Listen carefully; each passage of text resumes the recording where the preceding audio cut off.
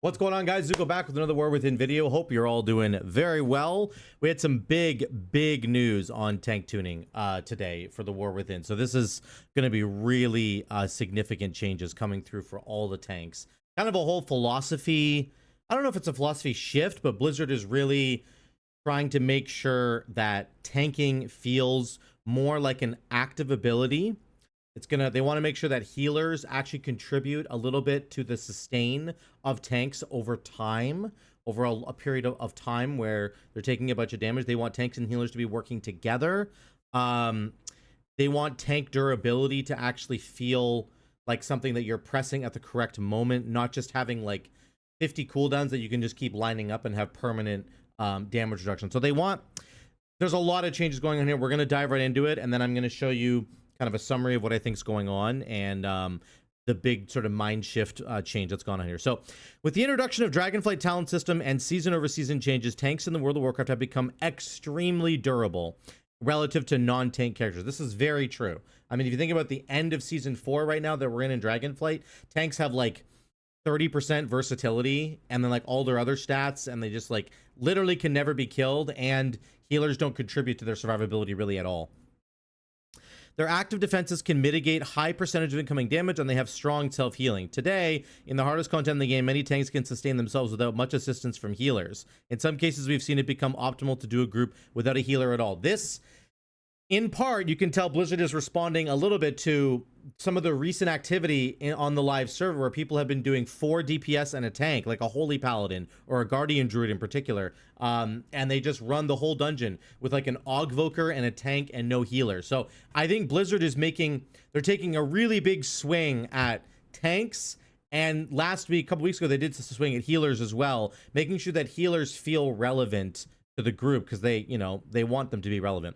World of Warcraft is an MMO. Its multiplayer aspects are a major strength. Group content is extremely rewarding when players performing different roles come together and overcome a challenge. We want to reinforce the importance of a healer role and work towards gameplay where tanks and healers collaborate to reduce the damage the tank is taking. Okay, so again, this is the direction they're going. They want us to work together. Okay.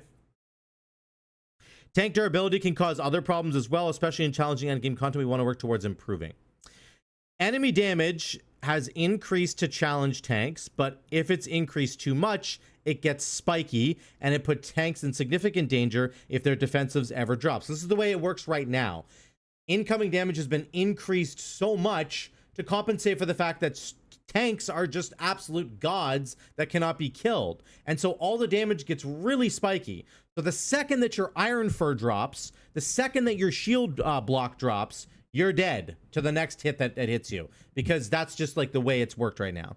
This can lead to tanks getting killed rapidly, seemingly out of nowhere. We feel that this is unsatisfying and would prefer tank damage to be generally evenly distributed, but still threatening over time. If tanks are not threatened enough, then the most challenging part of the endgame content can become keeping the DPS and healers alive, often against high burst damage. So what this is going to let Blizzard do is reduce all the spiky burst damage and bring it down, while also bringing down the power of tanks and allowing them to rely a little bit more on healers and to time their abilities a little bit better. But ultimately, it's going to make sure that all the spiky damage that we're seeing right now comes down, and we get more consistent damage over time coming in that has to be mitigated. So I hope that makes sense. This is a really good thing.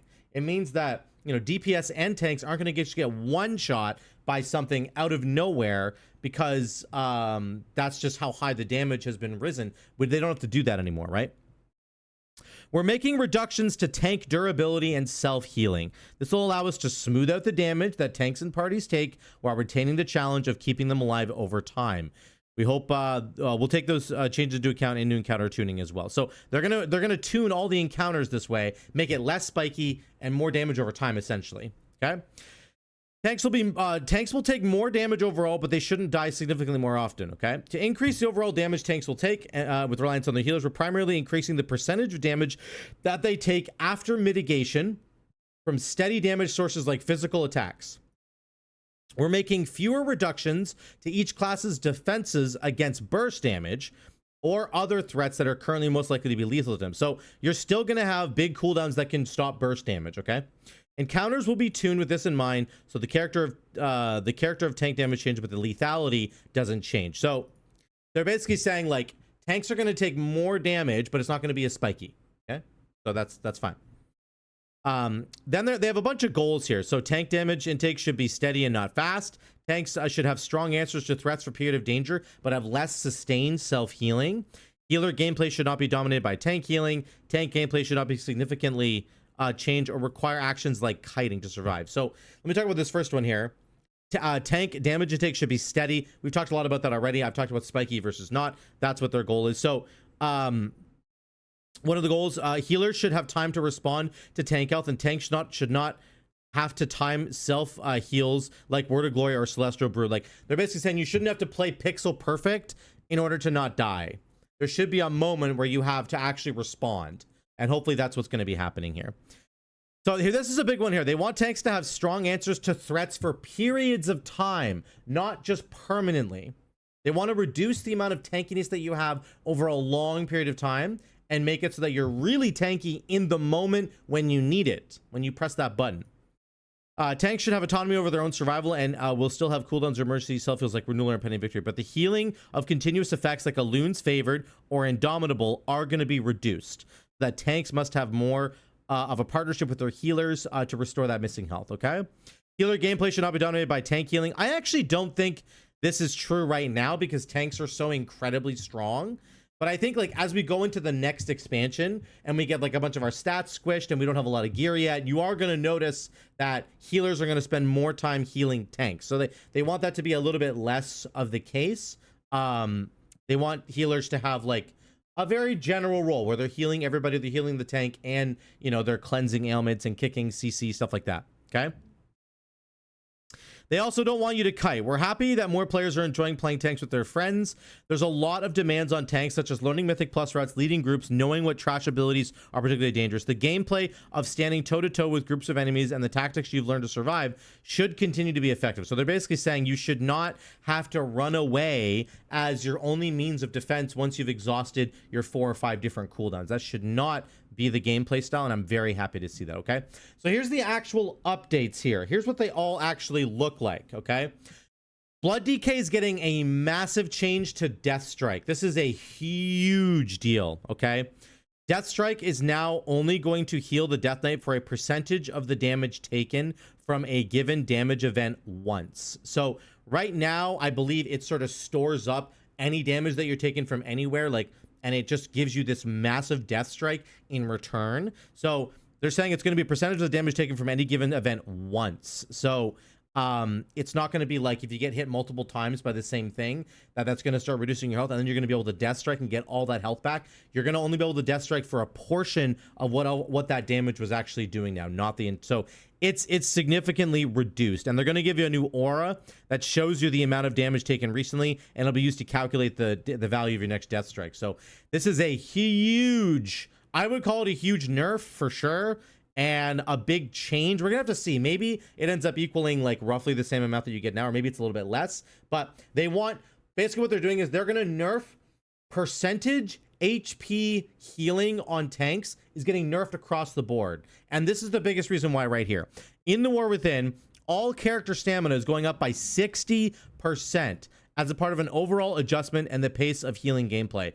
So this increases the relative value of abilities that heal for a percentage of the character's maximum health. Many of these abilities changes are to counteract the relative changes. So this is actually really good. For instance, the percentage health that Frenzied Regen restores has been reduced by about 1/3, but the amount of health that it restores is the same because your max health is going up by 60%, so they can't let Frenzied Regen do the same amount of max health healing that it was doing before, because that would just be completely outrageous. You wouldn't even need a healer anymore, right? Same with Death Strike. They can't make Death Strike do the same amount of healing that it was doing before, because you're going to be able to just Death Strike for like 10 million health, and that's not good for the gameplay. They want you to actually have to use your buttons, use your cooldowns, and rely a little bit on a healer, a little bit more than you do right now. Okay, so Blood DK Death Strike is getting a huge change. Vengeance Demon Hunters, their self-healing is basically staying the same, but a lot of their passive mitigation is going down. Okay, so for example, Live by the Glaive restores a little bit less health. Thick Skin reduces your stamina up to 5% nerf there, 2% nerf on your demonic wards. Soul Cleave healing when it went way down. Frailty only heals you for 8% instead of 10. Void Reaver reduces the damage that you take by 3% instead of 4 per stack of Frailty, so that's quite a bit over time. Your parry chance goes down a little bit from Illuminated Sigils. All the passive stuff, okay? All the passive stuff that just makes you tanky for no reason, they're reducing the power of that. And they're keeping the power of your active tanking abilities. They're either keeping them the same or they're buffing them. And then they're nerfing the power of your passive stuff, okay? They want you to be active in the tanking process, not just stand there and be invincible. Guardian Druid says they're slightly increasing the damage that they take from all types of damage, and they're balancing the power of their self-healing. They're also reducing the duration of some of their cooldowns to make the timing more important. This is a theme you're going to see across the board. The Frenzy Regen heals you for less, but again, remember you have more max health. So it's kind of it's actually the same, basically, relatively speaking. Iron Fur went down a little bit. Renewal healing down by 10%. Reinvigorate, Frenzied Regen cooldown is longer now. Earth Warden went down by 5%. That actually is totally fine. Earth Warden is such a disgusting amount of healing for a Guardian Druid. I'm surprised they didn't nerf that more. Yeah, you get the idea. Tooth and Claw, damage reduction down by 3%. It's not massive nerfs across the board, but it is something, okay? For Brewmaster, they want to make monks take a little bit more damage overall than the other tanks to offset the effect. So Stagger spreads out the damage that they take over time. We feel that the overall magic damage mitigation for monks is low compared to the other tanks, so they're improving that by buffing Stagger and its value against magic. This is huge for Brewmaster. To increase their physical damage taken overall, we're primarily reducing the dodge granted by elusive brawlers. So Brewmaster's balance now increases your armor by actually double, like more. It's 100% more than what it was before. That's massive. Your armor is going to go way up, which is good. Again, that should make the damage coming in less spiky, right? Elusive Brawler's chance to dodge reduced by 12%. That's quite a bit, but that's okay. There's other ways to get more dodge if you want it. Celestial Fortune heals you for less. Amount of stagger. The amount of damage staggered is increased by 8%. That is a huge buff. That's massive. But again, stagger is something that the Brewmaster can control. So it's not just like a straight passive thing. It's like you're controlling how much you're purifying, yada, yada, right? The percentage of magic damage stagger goes up to 58% instead of 45%. Huge buff against magic damage for Brewmaster. Dance of Wind chance to dodge reduced to 5% was 10. Yu'lon's Gray Shield is lower than it was before. Healing Winds 10% instead of 15. Staggering Strikes healing reduced by 28%. Spirit of the Ox chance to summon a healing sphere down by 40%. So there's lots of nerfs there, but a couple of buffs as well. And again, the goal of this, remember, when we're seeing these nerfs coming to the tanks, remember that the incoming damage is going to be less spiky. It's going to be more consistent. So you're going to have more time to respond. Hopefully, if they do it right, you're going to have more time to respond. So yes, you're getting nerfs, but there's going to be a lot more time for you to deal with the problems that are coming your way. Okay, Prop Pally. Pallies have a good balance of defense, both physical and magical. They can be in danger if they lose defensive power of standing in consecration or if the armor bonus from Shield of the Righteous drops. So we're not reducing any of their passive physical defenses like armor or block. Like Druids, Paladins have high uptime on their defensive cooldowns, so we're pulling back some of the durations of their cooldowns to make the timing more important. We would like Paladins to have slightly more self-healing, so they're buffing Word of Glory. Shield of the Righteous armor, down a little bit, not a big deal. Damage reduction while standing in consecration is reduced by 20%. Now, this is not a flat 20%. It's 20% of whatever the consecration that mastery is giving you. Usually, the bonus you're getting from mastery is between like 10 and 15% damage reduction. So they're reducing that number by 20%. So you're going to lose, instead of getting 10% more damage reduction from your mastery, it's going to be like 8% instead, or maybe 7%, okay? It's not a flat 20% nerf, okay? Just want to make that clear. So the bonus defensive element that you get from your mastery is probably going down by about 2 or 3%. Okay. Sanctified Plates armor no longer applies to bonus over Shield of the Righteous. That's fine. Improved Holy Shield chance to block spells down to 8% instead of 10. Dusk of Dawn is down. Word of Glory healing is up. Sentinel duration is down by 4 seconds. Eye of Tears down by 3 seconds. That's actually a pretty big nerf to Eye of Tear in my opinion.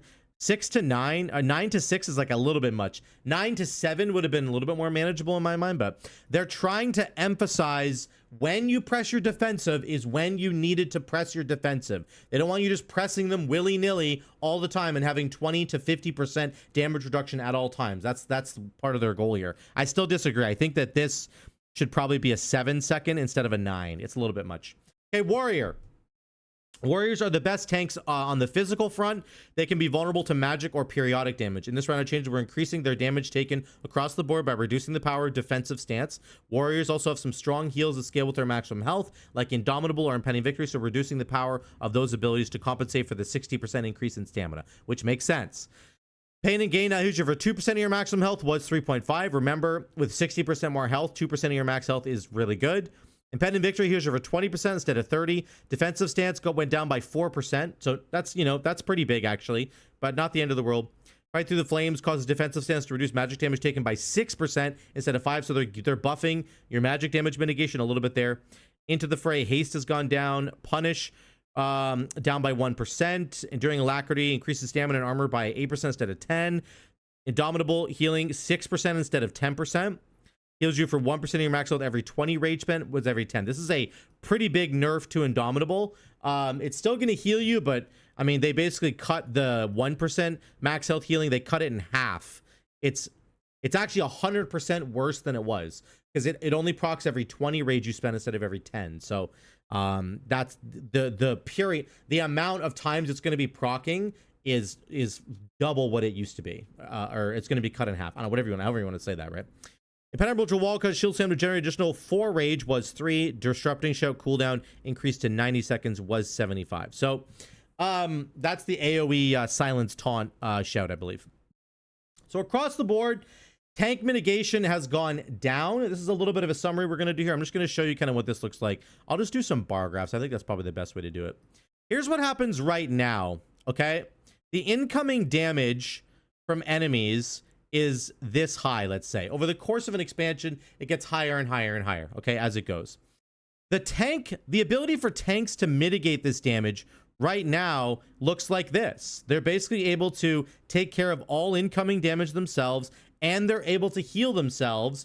It's very, very rare that a tank would need any help from a healer right now. They might need a tiny, tiny little bit of contribution from the healer, but generally speaking, your healer contribution looks something like this, okay? Your healer's job is you're just there to basically heal your allies that aren't the tank, and then crowd control enemies and kick enemies, yada, yada, yada. We've seen a bunch of keys right now on retail that are done without a healer. They just bring an Augvoker and, whatever, the tank can take care of themselves. And everybody else has enough sustain as well. This is why 2 weeks ago, they nerfed the sustain, the healing from basically every single class in the game to try and allow for healers to have more of an impact in the game, because right now, it just isn't that way.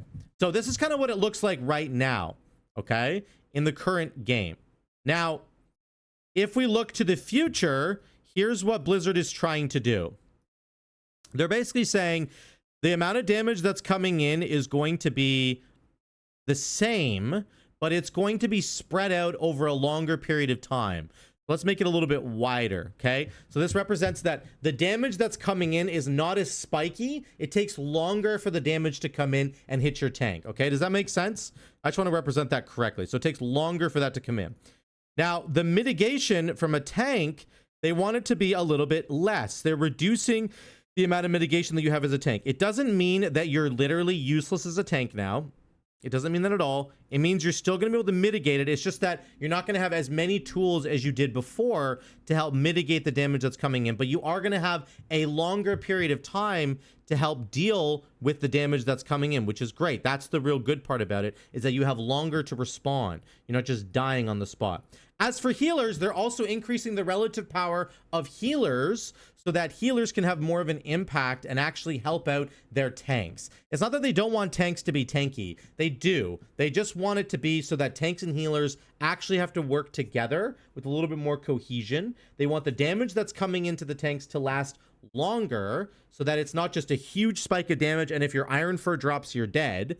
And they just want the damage profile in general across the entire dungeon to be less spiky, less one-shots, less, time to respond. They want you to give you more time to respond, which is really good across the board. It means that healers are going to have to heal more. Tanks are going to have to time their mitigation better. And that will help smooth out the actual damage that's coming in over the course of the dungeon. So hopefully if Blizzard gets this part right, this damage part right here is the most important. They need to nail this part. And if they get this part right, if the damage coming into the tank is less spiky and it's more damage over time, and they can figure out when to time their defensive cooldowns, and healers can figure out when to time their healing cooldowns, then I think it's going to feel really, really good. It's going to feel like tanks are tanking, and it's going to feel like you have more agency so that you're pressing your buttons at the right time to stop the damage. It's going to feel like healers actually are relevant and have some agency as well to help the tank survive, which is going to feel really, really good for the healers, and it's going to be a better overall experience for those two specs. These were the goals. Tanks must time their defensives well, not spam them. Tank damage is less spiky. Healers contribute more. Tanks can stand on the ground. Less kiting, which is a really good one as well. Incoming damage gets smoothed out. Less spiky. Tanks have answers to threatening moments with less mitigation in a damage over time. And then we want less passive mitigation. More focus on pressing your buttons. So I like what Blizzard is doing here. And I think that this is the direction that they're trying to go. And I think that we're hopefully going to get rid of the current Dragonflight experience where everything one-shots everybody all the time, and you have literally 0.5 seconds to respond, and if you don't bubble the tank or bubble yourself or use Spirit Link Totem or use something crazy, you're just gonna die. They're trying to get rid of that. That's why the healing changes happened a couple weeks ago. That's why the tank changes are happening now. The whole goal is for them to take it from spiky damage to just smoothing the whole thing out, making it a better experience. So let me know what you guys think in the comments down below. Let me know if you're a tank and if you're happy about these changes, if you're excited, or if you're very, very sad about these changes. I would love to hear from all of you down there. Please let me know what you think. Thanks so much for watching, guys. Love y'all. I'll see you in the next one.